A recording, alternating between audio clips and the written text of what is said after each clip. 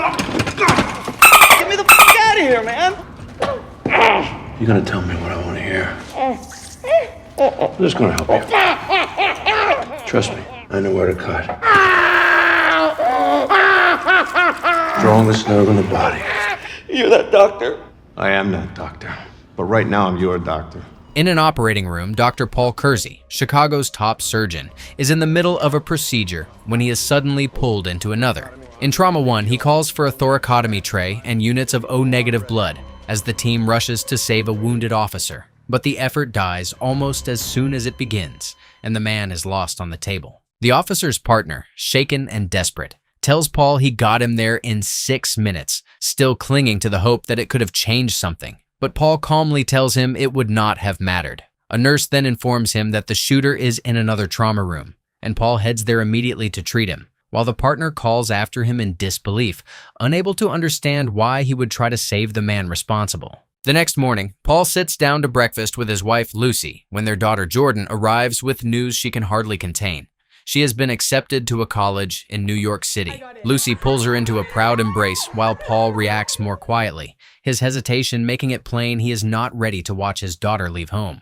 After Jordan steps away, Lucy gently teases him, already knowing how hard he is taking it. Later, Paul and Lucy attend Jordan's soccer match to support her, but the mood turns sour when another parent starts loudly swearing from the sidelines. Paul asks him to stop, pointing out that minors are present, but the man answers with hostility and tries to provoke a fight. I would just shut the fuck up if I were you. Oh, that's a good idea. Why don't you do that?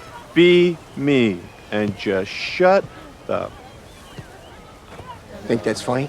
Say it again. Come on, funny guy. Say it again. However, before it can go any further, Lucy steps in and Paul chooses to lead her away, leaving the insults behind. After the game, the family heads out for pizza with Paul's younger brother Frank, and the conversation circles back to the confrontation at the field when Jordan jokes that her father did not stand up for himself after the argument disrupted her match. Frank quickly comes to Paul's defense, telling her that her father used to be a scrapper back in the old days. Paul then explains that he picked up that side of himself from fighting with his father. Screaming and crying in the house, and guess who was crying? Me. I lost every fight. Frank steers the conversation elsewhere and suggests that Jordan should learn self-defense, something like Krav Maga, only for her to catch him off guard and put him in a grip hold on the spot. Lucy, clearly proud, explains that Jordan practices several times a week, and for a moment the tension gives way to something lighter. As the conversation continues, Lucy brings up her progress on her PhD, and Paul playfully promises to start calling her Dr. Baby. Not long after, Frank quietly pulls Paul aside and asks to borrow $2,000, explaining that his past conviction has made it difficult for him to stay financially stable. And Paul listens with the patience of someone who has clearly been through this before. Soon after, the valet returns Frank's car and takes Paul's ticket. Paul inquires about the MJ tattoo on his hand, and he casually explains it stands for his name, Miguel Javier. As Frank gets into his car and drives off, Miguel lingers just long enough to catch part of their conversation before heading to retrieve Paul's vehicle. Once inside Paul's Bugatti, he discreetly pulls up the home address saved in the car's navigation and snaps a photo of it. The following evening, while Paul is still at work, Lucy decides to bake him a birthday cake, brushing aside Jordan's suggestion that they simply order one from a restaurant and pretend they made it. Determined to do it herself, she sends Jordan to get her iPad and pulls up a recipe. Downstairs, as Lucy works in the kitchen, something starts to feel wrong when the pages of her cookbook begin flipping on their own, and when she looks around, she notices a window has been left open. She shuts it quickly, but the feeling does not pass. Then Lucy spots muddy footprints on the floor, and her voice changes instantly as she calls for Jordan to come downstairs. Jordan brushes it off at first, assuming her mother is overreacting, but Lucy raises her voice, now openly alarmed. And before Jordan can even process why, a thug steps out from hiding and cuts her off, drawing a scream. Lucy frantically looks for her phone or anything she can use to protect them, but before she can call for help, the thug appears with Jordan at gunpoint as two more intruders emerge and order her to drop the phone. With the threat aimed directly at Jordan, Lucy has no choice but to comply. Here's what's gonna happen. Mom, you're gonna save me 20 minutes by opening the safe. Okay. Then I'm gonna tie you up with your daughter. Oh, if you could do that, nobody gets hurt. Okay. You understand me? As they head upstairs, one of the robbers starts taunting Jordan, but the third one steps in and stops him. The second robber, harboring darker intentions, sends the other man to the garage to get rope.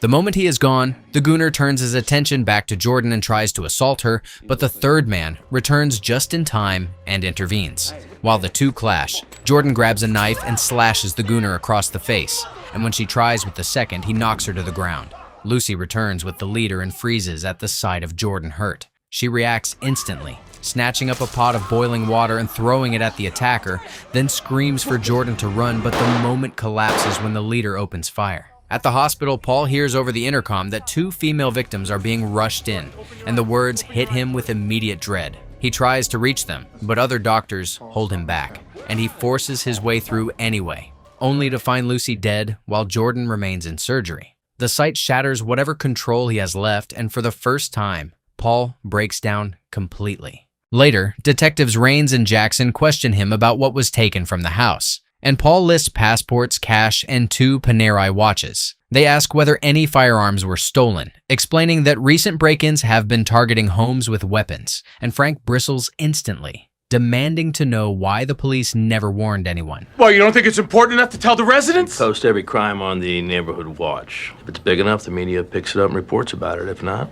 these are just burglaries, so... Just burglaries. Paul tells him to calm down, knowing the anger will not change anything.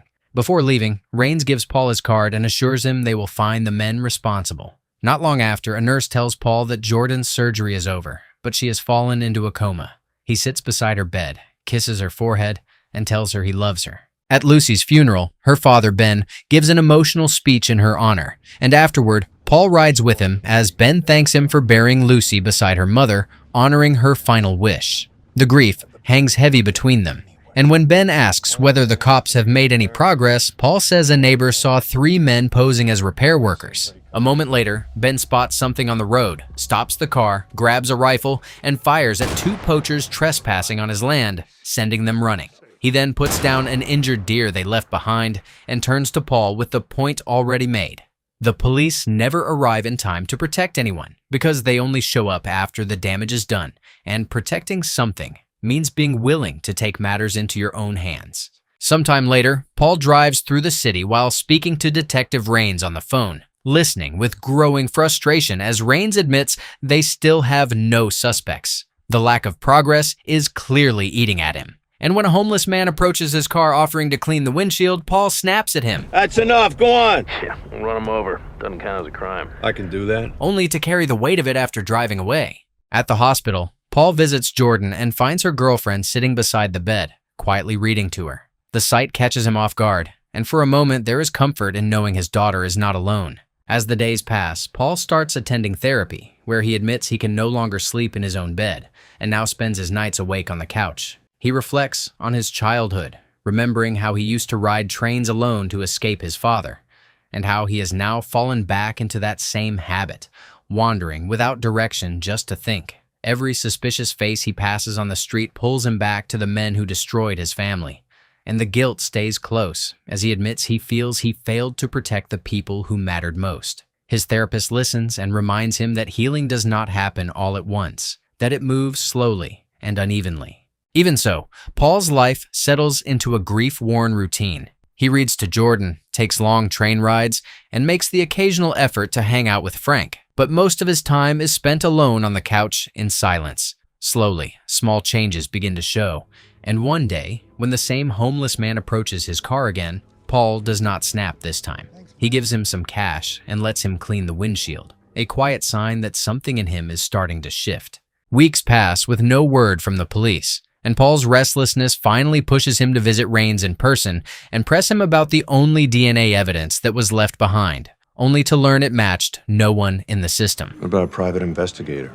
PI's good for cheating spouses, missing persons, but murder case, they'll just take your money. They can't get involved in a police investigation. It's tampering with evidence. They could lose their license. So there's nothing that I can do? Is that what you're saying? You can have faith. Looking around the office, Paul begins to lose hope as he realizes they have been stacking cold cases like laundry. Later that evening, as he leaves a train station, Paul sees 2 men harassing a young girl and steps in, telling them to back off. But instead of backing down, they turn on him and beat him badly before running, though the girl manages to escape. Bruised and rattled, he makes it home and sits in front of the television, where a commercial for a local firearms retailer holds his attention longer than it should. He visits the store the next day, where a clerk walks him through different weapons and explains their specs. We have the F1 firearm semi-automatic. It is 100% American-made. We have a lifetime guarantee. This bad boy will shoot half-inch MOA groups at 100 yards all day long. But the process around it all, the paperwork, the safety classes, and the surveillance quickly starts to feel overwhelming. Paul hesitates, then leaves, saying he will think about it. Not long after, while working at the hospital, Paul treats another gunshot victim. As the patient is moved, a handgun slips from his clothing and clatters to the floor. And just like that, the universe drops a starter pack at his feet. Without drawing attention, Paul nudges it under the table, then later retrieves it and hides it in his clothes, before anyone notices. At home, he tries firing the gun for the first time, but the recoil and ricochet shake him. Immediately realizing how unprepared he is, he turns to online tutorials and spends the next several days teaching himself how to handle it. He practices relentlessly, growing steadier and more controlled until his aim finally starts to settle. Then everything shifts again. One day, Paul is urgently called to the ICU, where Jordan has suffered a seizure and her condition is worsening. The doctors warn that she may not survive, and when he sees her restrained to the bed for her own safety, something in him finally gives way. To Paul, it looks like his daughter is the one being punished while the people responsible are still out in the world untouched. And at that point, whatever restraint he has left breaks for good. She's in handcuffs. My daughter is in handcuffs. And the men who did it are out there, free. Look what these animals did to my baby. That night, he dons a hoodie, takes the gun, and walks into one of Chicago's rougher neighborhoods with his face concealed. When he spots two men trying to steal a woman's car, he calls out to them, but instead of running, they open fire. Paul drops to the ground and barely avoids the shots, even slicing his hand while the vehicle crashes into a wall. The second man staggers out of the wreck and fires blindly, and Paul waits for the opening before stepping into view and shooting him in the head. Unseen by him, someone nearby records the entire encounter on video. After firing one more round to make sure, Paul instructs the shaken woman to run. He watches the driver struggle through his final breaths for a moment, then slips away from the scene, ditches the hoodie, and boards a train. Back home, he treats the wound himself with a surgeon's precision, then collapses into bed. He dreams about what he has done tonight, but the medication prescribed by his therapist dulls the edge of it. Soon afterward, detectives Raines and Jackson arrive to take witness statements. The woman Paul saved calls him a hero, still shaken and deeply grateful, while the person who recorded the video describes him as cold and ruthless. I mean, did you see how we stood over that guy and shot him? That shit was cold. His face is never seen, but the footage is already spreading online, and as the detectives study it, one detail stands out immediately: the shooter's injured hand. The next morning, Paul watches the footage himself, and instead of fear or guilt, he feels something unexpected: satisfaction. The weight that has been hanging over him begins to lift. As the video spreads, the media splits over what he is: hero or criminal. And either way, the public gives him a name: the Grim Reaper. At the hospital, Paul keeps his injured hand hidden from passing officers, and later, while treating the victim of a shootout, gains the boys' trust by admitting his love for LeBron. Always be a Jordan guy. He had swagger, had style, he could fly through the air. Still, LeBron might be the best ever. Maybe. When the boy reveals that his shooter, the ice cream man, threatened to attack again, Paul promises that it won't happen, then discreetly gets his street address from his file. Captain Grimm steals a hoodie from the hospital laundry discard and heads into the neighborhood. He finds the ice cream man casually working the street and wastes no time, shooting him before disappearing again. When detectives arrive, witnesses once again describe a hooded figure. Raines notices kids nearby reenacting the shooting, and one detail stands out when one of the boys mimics the shooter using his left hand. Comparing it to the earlier footage, Raines starts to suspect it is the same person. By the next day, the media is in full frenzy over the Grim Reaper's second sighting, and Paul watches the coverage with quiet pride. At the station, the detectives are chewed out by their superior, who warns that a vigilante like this could spark copycats. So far, their only leads are that the suspect is left-handed and still inexperienced with firearms. Great, you got it narrowed down to about 1 million suspects. Detectives, get off your asses. Meanwhile, Paul keeps attending therapy, and his therapist notices the change in him right away. He seems calmer now, more settled, and she encourages him to keep doing whatever is helping. Okay, I will. Days later, Paul is back in surgery when he realizes the patient on the table is Miguel, the valet from the restaurant, then spots his stolen watch on Miguel's wrist. Whatever urgency might have been there drains out of him, and Miguel dies on the table. Seizing the moment, Paul seizes Miguel's phone from the ambulance and unlocks it with his fingerprint. He searches through the phone and finds photographs, including one taken inside his own car. Digging deeper, he finds an image of a liquor store being used as a front for stolen goods, and for a moment he considers going to the police before deciding against it. When Frank comes to see him, Paul keeps him at a distance, dodging his questions and hiding the injury on his hand. That evening, he takes another hoodie and heads to the liquor store, posing as one of Miguel's associates. But the owner grows suspicious after spotting the hospital tag on his clothing and quietly texts a man named Fish to come over. As the owner reaches for a hidden revolver, Paul catches the movement in a mirror and reacts instantly, driving a dart through the man's hand and pinning it to the counter. At gunpoint, he forces him to open a safe in the back, where Paul finds the items stolen from his home. If I knew it was you, I wouldn't have taken it, man. All I love for my wife and my family is keeping me from putting one right in my mouth. That's when Fish storms in firing, but Paul, spotting him on the security camera, dodges and lands a clean headshot on the owner instead. What follows is a chaotic shootout, with Fish firing wildly, while Paul moves from cover to cover, reloading and using the space around him to stay alive. When Fish eventually slips in blood, Paul surges forward, smashes a guitar over him, and shoves furniture into his path to slow him down. Fish makes it to the bar area, but Paul tracks him through the security cameras and shoots him in the leg, dropping him where he stands. Then he steps onto the wound and demands answers.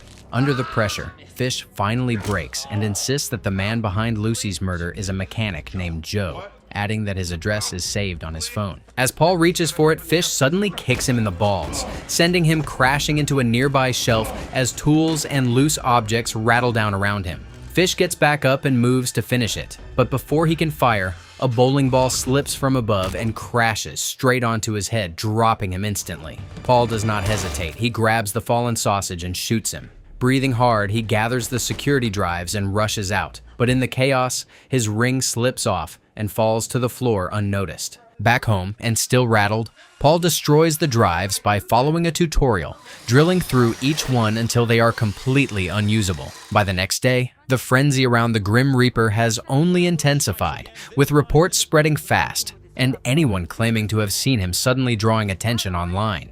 At the hospital, Paul returns to work, blending back into his routine while discreetly taking syringes and medical supplies. His focus is interrupted when detectives Raines and Jackson arrive. They show him a photo of Fish along with the ring recovered from the scene. Paul confirms it belongs to him and keeps his composure as they assume it must have been stolen during the break-in. Unaware they have just brought the mail to the mailman, they tell him the case is finally moving forward. We'll run through his priors, see who he liked to work with, subpoena his cell phone records, his text, even the phone's GPS. Do you need anything else from me? Appreciate that. I think we're good for now. I know you've been frustrated, and I wanted to come by in person to give you the good news. Thank you very much. Told you that, Faith. We do not care. The moment they leave, Paul destroys Fish's phone, erasing the last piece of evidence still in his possession.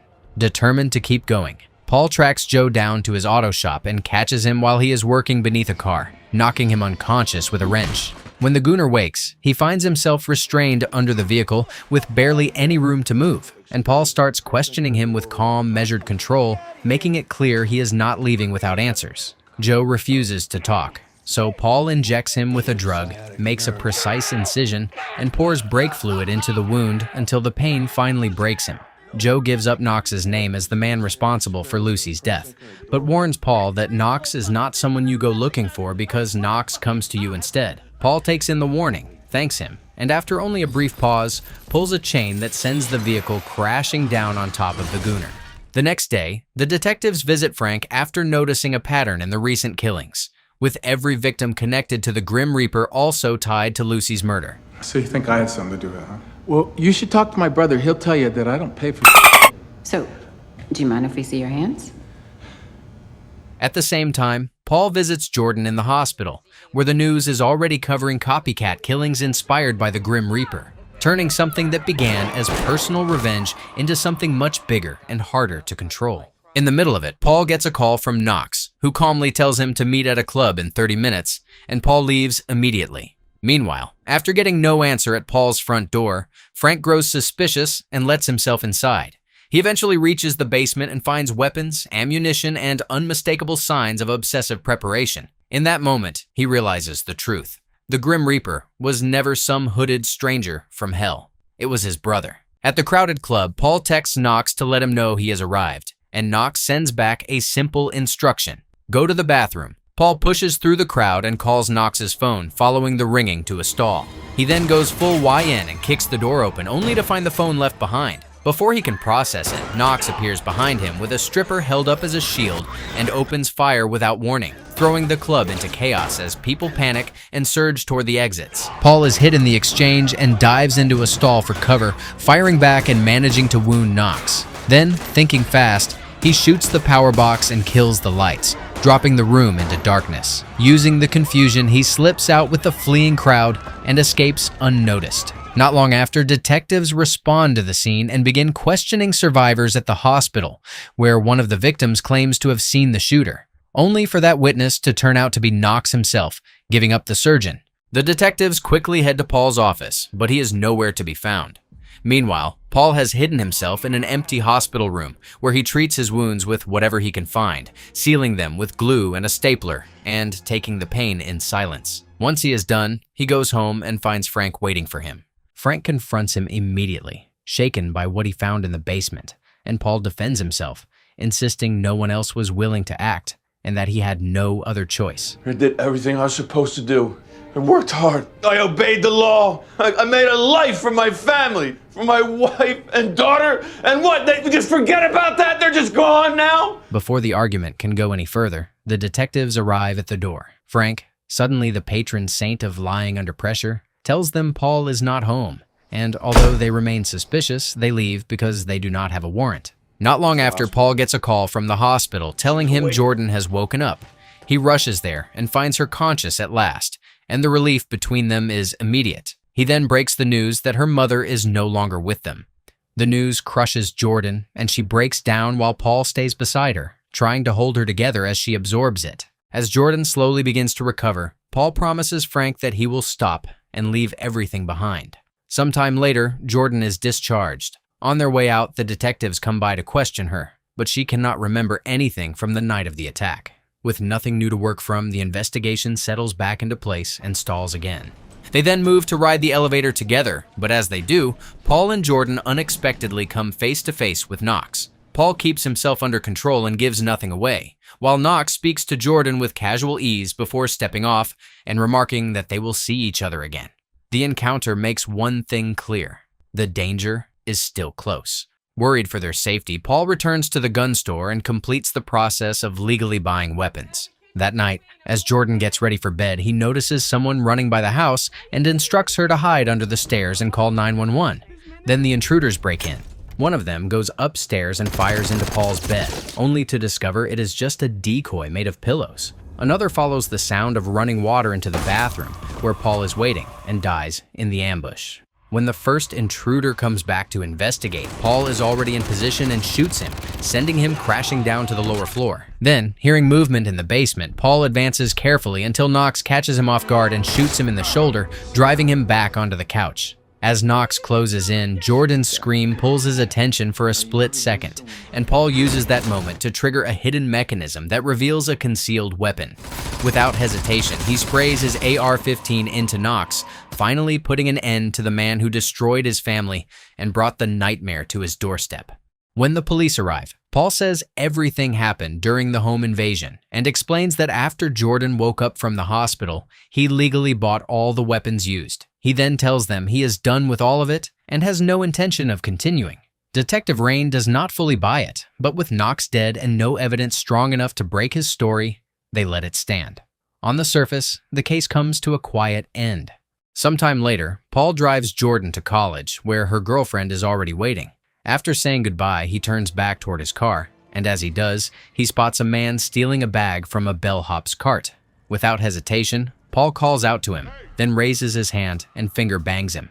You the ice cream man? Who the fuck are you? Your last customer.